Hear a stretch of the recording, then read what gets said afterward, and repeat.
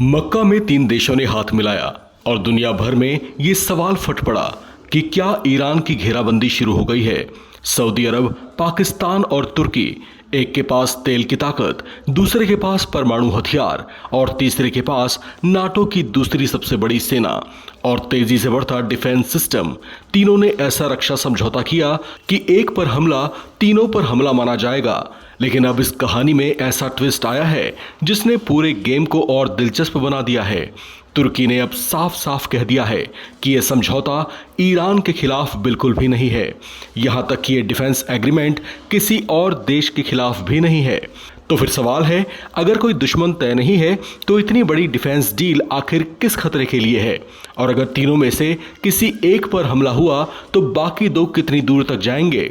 NATO की तर्ज पर सऊदी अरब, पाकिस्तान और तुर्की के बीच हुई डिफेंस एग्रीमेंट का आखिर मकसद क्या है?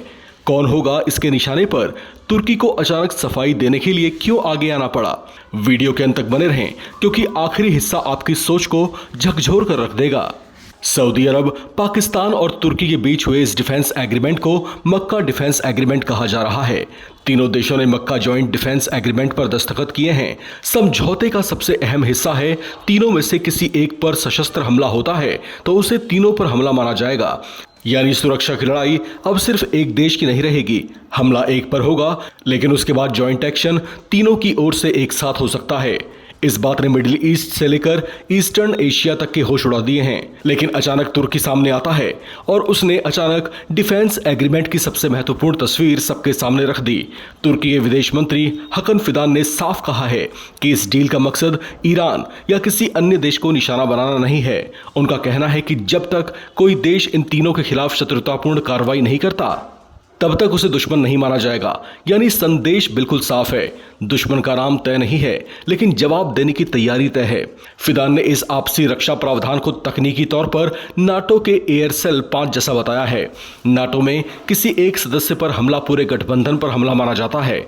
मक्का समझौते में भी इसी तरह की सामूहिक सुरक्षा की सोच दिखाई देती है। लेकिन सवाल है, अगर हमला हुआ तो होगा क्या? तुर्की के विदेश मंत्री के मुताबिक किसी सदस्य देश को औपचारिक तौर पर मदद मांगनी होगी। इसके बाद बाकी दोनों देश खतरे के स्तर के हिसाब से मदद कर सकते हैं। चलिए अब आपको इस गठबंधन की ताकत के बारे में बताते हैं। सऊदी अरब के पास विशाल आर्थिक और ऊर्जा शक्ति है, पाकिस्तान के पास परमाणु क्षमता और बड़ी सैन्य ताकत है और तुर्की के पास नाटो की दूसरी सबसे बड़ी सेना के साथ तेजी से विकसित हो रहा रक्षा उद्योग है। तीनों की ताकत अलग अलग है लेकिन एक साथ आने पर इनका रणनीतिक वजन काफी हो जाता है और यहीं से कहानी और दिलचस्प हो जाती है। मिडिल ईस्ट पहले ही तनाव के दौर से गुजर रहा है। ईरान को लेकर सुरक्षा चिंताएं हैं, क्षेत्रीय संघर्षों का खतरा है और अमेरिका की भूमिका को लेकर भी लगातार सवाल उठते रहे हैं। ऐसे समय में सऊदी अरब का पाकिस्तान और तुर्की के साथ अपनी सामूहिक सुरक्षा को मजबूत करना अपने आप में बड़ा संदेश है।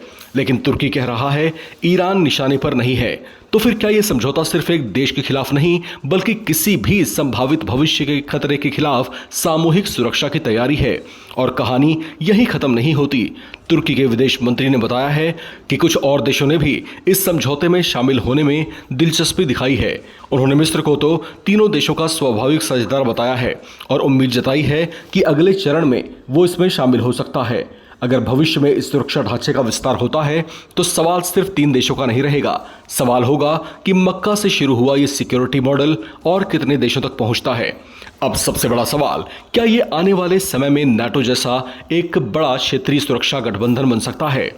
दुनिया भर के कई डिफेंस एक्सपर्ट्स की राय है कि अभी इसका जवाब देना थोड़ी जल्दबाजी होगी। लेकिन इतना जरूर है कि मक्का समझौते ने पश्चिम एशिया और दक्षिण एशिया के बीच एक नया रणनीतिक कनेक्शन जरूर पैदा कर दिया है और तुर्की का बयान इस कहानी को और ज्यादा दिलचस्प बनाता है। ईरान दुश्मन नहीं है, कोई तय दुश्मन नहीं है, लेकिन अगर हमला हुआ तो जवाब अकेला नहीं होगा। यही इस पूरे समझौते का सबसे बड़ा संदेश है।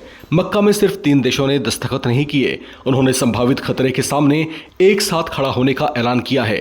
अब देखना यह है कि यह साझेदारी यहीं रुकती है या आने वाले वक्त में मक्का से एक ऐसा नया सुरक्षा नेटवर्क निकलता है जिसका असर पूरे क्षेत्र की राजनीति पर दिखाई देगा। आप इस बारे में क्या सोचते हैं? अपनी राय लिखकर कमेंट बॉक्स में शेयर करें।